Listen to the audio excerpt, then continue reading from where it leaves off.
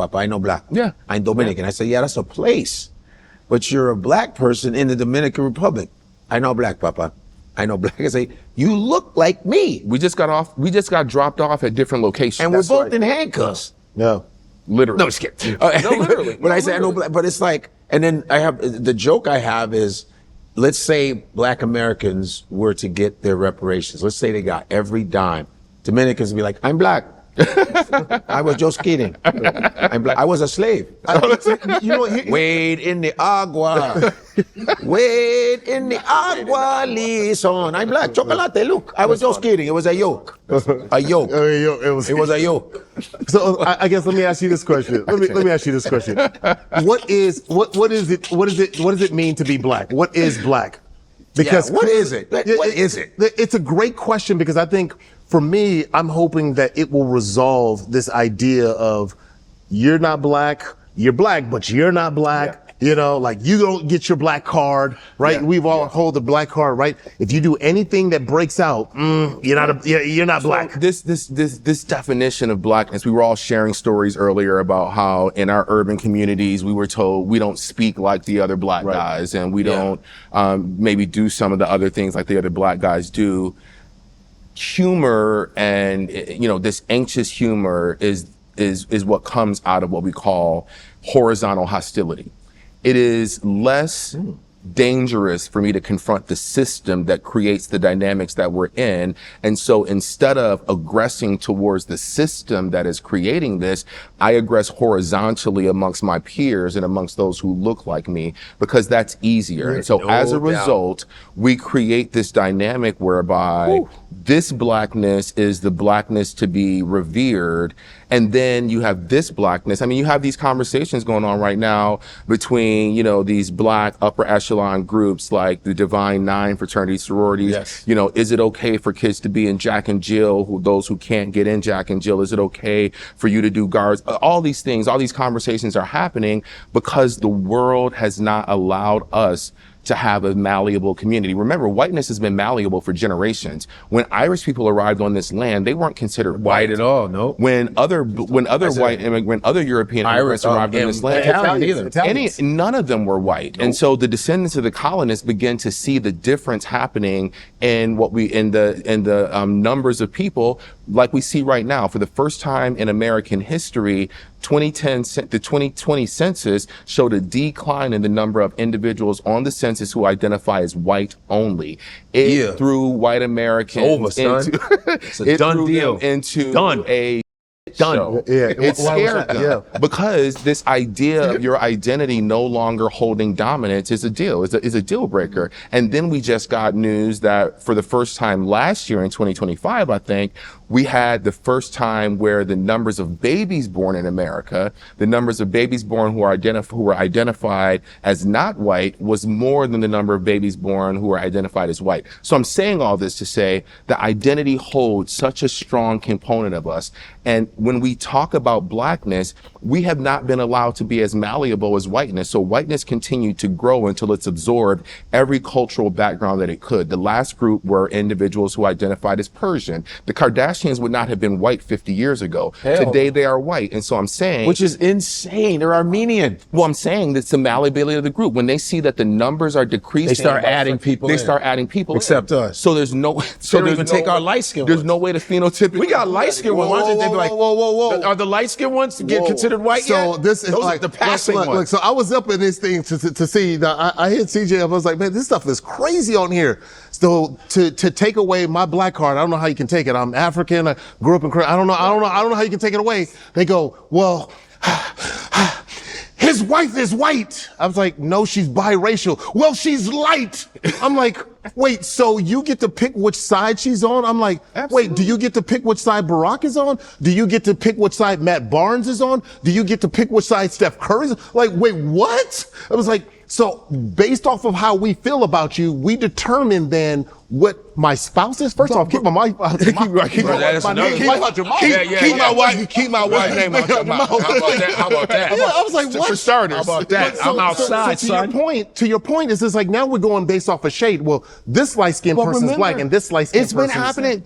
Lenny Kravitz has not been until the last 10 years, Lenny Kravitz had not been embraced by black media. Lenny Kravitz was not at the NAACP Awards 20 years ago. Wasn't. He was not at, He and, his, sure wasn't. and his mother is the Roxy blackest Roker. black character ever on TV, one of the most important Roxy Roker. black characters You know ever Roxy on Roker? TV Yeah, from the absolutely. Jeffersons.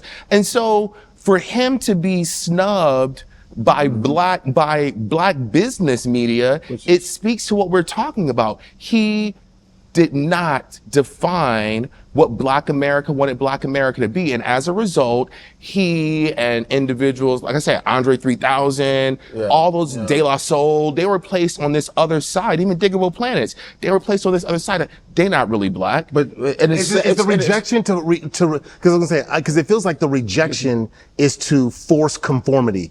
If you are not this, then you are out. Is that accurate? No, the rejection is to maintain separation. yeah, no doubt. But the sad part about it is, And that's another part being of it. alternative is not a white thing. You're No. talking about.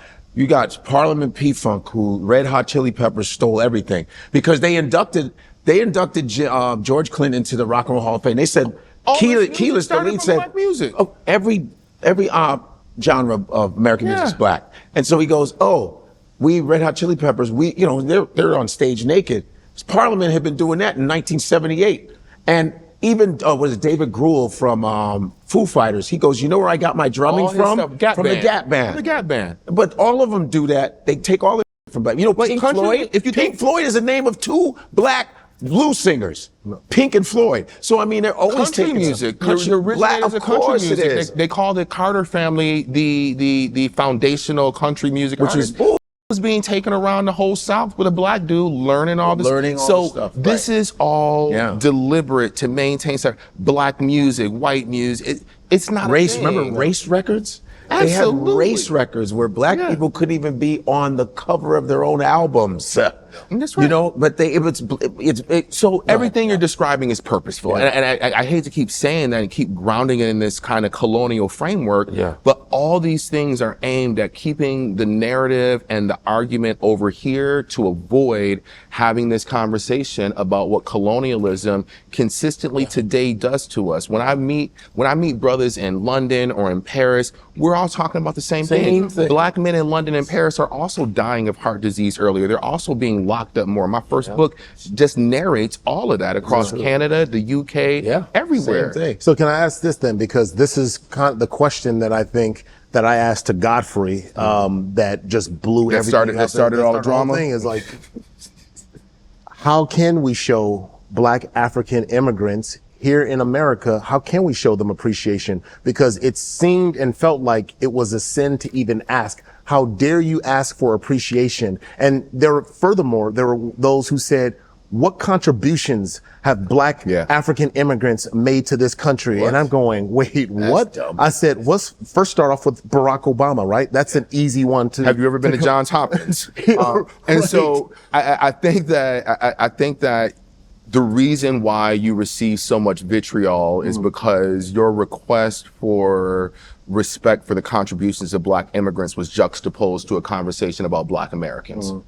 And I think had it been an individual conversation solely about looking at the values and benefits that all immigrants bring to this land, including African immigrants, it would have been a very different conversation. But it came, and I watched it came off as though it was an either or. And I know that wasn't your intent, but the process shows that the trauma is then popped up and we don't even know what is happening. And so everybody on their Twitter fingers, or whatever it is, everybody on their, anonymous Twitter fingers, they're coming at you, not realizing that they're also responding to a trauma trigger because they've been activated now. And I think too, I'm going to because say when Shabuzi, who's Nigerian, won his award, he went on stage and said, I just want to say that immigrants helped build the country. And I think he was answering to ICE. He wasn't answering to black Americans. He was just saying that because of the things that were happening with ICE, everyone trying to deport immigrants. He was saying, and so they got on him and say, no, black America. I said, I don't think he meant black Americans like that because he's participating in a black American art form. He meant because of what was happening with ICE. He was like, immigrants helped build. It was taken out of context. Because Black Americans, I always know they built this damn country. But let's period. be fair. We can say that. We can say that, and we can say that there are Black Americans who frown on African immigrants. Of course. And minimize the contribution. Which is dumb because it's a combination. You look at hip hop and how many Jamaicans contribute to. Absolutely. How many rappers are Jamaican? Because there's a battle between but Jamaican Americans, Kool Herc, KRS-One, they're Jamaicans. So let's not get it twisted. You know, there's a lot of contributions of Caribbeans. Shirley Chisholm. You got Chisholm, who's Caribbean. You got Estoril, who's Bahamian. You got Sidney Poitier, who won the first Oscar as a Black, but he was Caribbean. So we're all in the same game. It's like everybody's contributing, but we do know who the foundation is, who built it. But from there, we should stop arguing about this. And know it. But it's never been challenged. I guess what I'm saying, and like even when you and I were talking, and I think a lot of that came from me and agreeing with you. I was like, yeah, I get it. But we're not talking about the other side. But you went on your historical thing, right? And I'm going, yeah, I get it. Yep, I get it. But it was just like, wait, there's another side that has to be, like, we have to understand because we don't talk about it, right? A lot of times, like the things that we're talking about, the stuff that we're talking about now, as God is my witness, I just went to a basketball game and I told CJ this and I said, South African lady, I'm not going to do the accent because you're going to get on me. I already know. No, I want you to do it. No, I'm not going to do it. She came to me and she said, no. And she said to me, she goes, I just want to say thank you. No. In tears, she said, I just want to say thank you. Thank you. Because, no, I'm not going to do it. Come on. But she said, I want to thank you because what you're talking about is the things that we suffered in silence. Who are you going to go cry to and tell that, they're making fun of me and the way I'm being treated at work, they disrespect me. They don't value me at work because I'm literally because I'm African. Right. And it's not from the white people that they're getting it from. They're getting it from the people that they call their own. And remember, this is not unique to us. Yeah.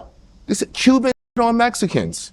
Like, this is not unique to us. This is a dynamic that exists to maintain the narrative of white superiority ideology. If we can keep all of the Black and brown people fighting against one another, we maintain control. That's it.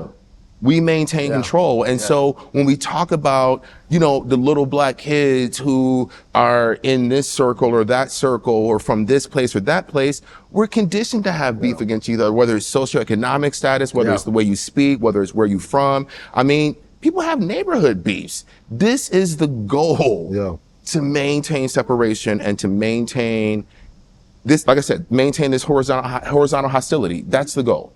That's another 154 conversation in the books. We are bridging culture back to its roots.